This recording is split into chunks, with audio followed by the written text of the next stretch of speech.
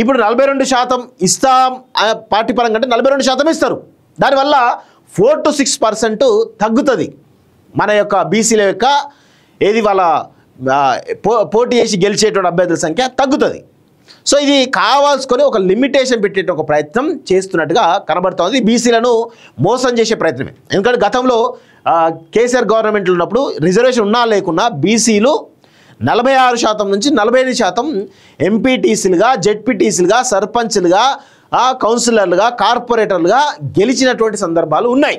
42% reservation బిల్లుకు శాసనసభ ఏకగ్రీవ ఆమోదం.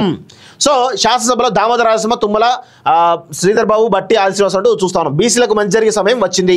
స్థానిక సంస్థలు వారికి 42% రిజర్వేషన్లకు కట్టుబడి ఉన్నాం. మొత్తం రిజర్వేషన్లు 50% పరిమితమయ్యేలా గత ప్రభుత్వం చట్టాలు చేసింది. వారిది కలవకుండా చేసే కుటుంబం శాసనసభలో సీఎం రేవంత్ రెడ్డి ప్రధాని వద్దకు అఖిలపక్షం తీసుకెళ్లాలి. వివాదాలు తలెత్తకుండా చూడాలి. ధర్నాలు చేస్తే చట్టాలు అవుతాయా? పాయల్ శంకర్ విప్లవాత్మకమైన ముందడుగు కూనంనేని అంటూ చూస్తా ఉన్నాం. ఇక్కడ చాలా గమనించాల్సిన విషయం ఏంటంటే ఇదంతా ఏదో బీసీలకు న్యాయం చేస్తున్నాం, మంచి చేస్తామని చెప్పేసి అన్ని పార్టీలు మాట్లాడుతున్నాయి కదా. మరి నిన్నంతా కూడా కేవలం బీసీ బిల్లు గురించే చర్చ పెట్టాల్సింది. బీసీ బిల్లు గురించి ఒక 2-3 గంటలు చర్చ చేసి ఆ యొక్క ఇష్యూను డైవర్ట్ చేయడానికి కాళేశ్వరం తెర మీద తీసుకొచ్చి కాళేశ్వరం మీద సుదీర్ఘంగా చర్చ చేసారు. అంటే ఇక్కడ గుర్తుపెట్టుకోండి, బీసీల అంశాన్ని తెరపైకి తీసుకురాకుండా చాలా పెద్ద ఎత్తున ప్రయత్నాలు జరుగుతూ ఉంది. అందరూ కూడా గమనించాల్సిన విషయం ఉంది.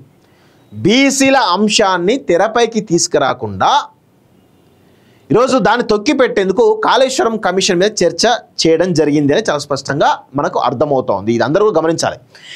ఇప్పుడు బీసీ బిల్లులకు సంబంధించిన దానిలో ఆల్రెడీ గవర్నర్ రాష్ట్రపతి పంపిండి, అది ఆమోదం అవుతుందా లేదా తెలియదు. ఇప్పుడు మళ్ళీ కొత్తగా ఒక డ్రామా చేస్తూ ఉన్నారు. ఇదంతా ఏమీ లేదండి.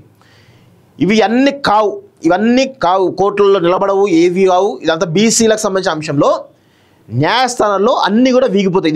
ఇప్పుడు కాదు, ఎప్పటి నుంచి 50 సంవత్సరాల నుంచి ఏ చట్టం చేసినా అది ఖచ్చితంగా కోర్టులో నిలబడవు. నిజంగా చిత్తశుద్ధి ఉంటే తమిళనాడు మోడల్ని ఇక్కడ ఇంప్లిమెంట్ చేయాలి. అది చేయకుండా గత ప్రభుత్వం చేసింది అంటే గత ప్రభుత్వం చేసి పక్కన పెట్టు. మరి దాన్ని మార్చే రైట్ మీకుంది, మార్చే అధికారం మీకుంది కదా, ఎందుకు చేయట్లేదు అనేది ఇక్కడ గమనించాలి.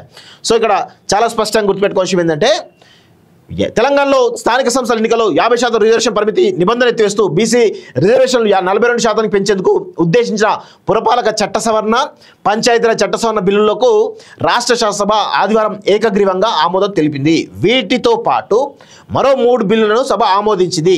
పురపాలక చట్ట సవరణ బిల్లును శాసనసభ వ్యవహారాల మంత్రి శ్రీధర్ బాబు, పంచాయతీరాజ్ చట్ట సవరణ బిల్లును సీతక్క ప్రవేశపెట్టారు. ఈ బిల్లులకు కాంగ్రెస్తో పాటు భాజపా, మజ్లిస్, సిపిఐలు మద్దతు తెలిపాయి. సో ఇక్కడ ఏమవుతుందంటే చాలా సింపుల్గా ఈ యొక్క అంశాన్ని కోర్టులలో సవాల్ చేసేసి దాన్ని వీగిపోయేలా చేస్తారు. చేసిన తర్వాత ఏం చేస్తారు? కాంగ్రెస్ పార్టీ ఏం చేస్తుంది? 42% మేము పార్టీ పరంగా ఇస్తామని చెప్పేసి ఎన్నికలకు పోతారు. ఇదే పెద్ద కుట్ర. 42% ఇస్తామనడమే పెద్ద కుట్ర. ఎందుకు అంటే ఏ రిజర్వేషన్ లేనప్పుడు కూడా ఇక్కడ చాలా స్పష్టంగా గుర్తుపెట్టుకోవాలి. ఏంటంటే 46% నుండి 48% వరకు ఎంపీటీసీలు, జెడ్పీటీసీలు, సర్పంచులు అందరూ ప్రతిసారి కూడా ఎన్నికవుతూ ఉంటారు. ఇప్పుడు 42% ఇస్తాం పార్టీ పరంగా అంటే 42% ఇస్తారు. దానివల్ల 4 to 6% తగ్గుతుంది మన యొక్క బీసీల యొక్క ఏది వాళ్ళ పోటీ చేసి గెలిచేటువంటి అభ్యర్థుల సంఖ్య తగ్గుతుంది.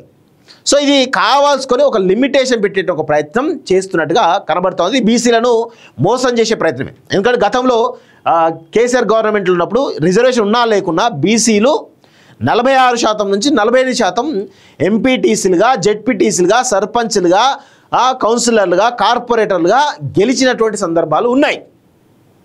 సో కానీ ఇది లెక్క వేరేలా కనబడతా ఉంది. ఇది కంప్లీట్గా బీసీలు మోసం చేసే విధంగా కనబడతా ఉంది తప్ప ఏది వేరే ఉద్దేశం లేనట్టుగా తెలుస్తూ ఉంది.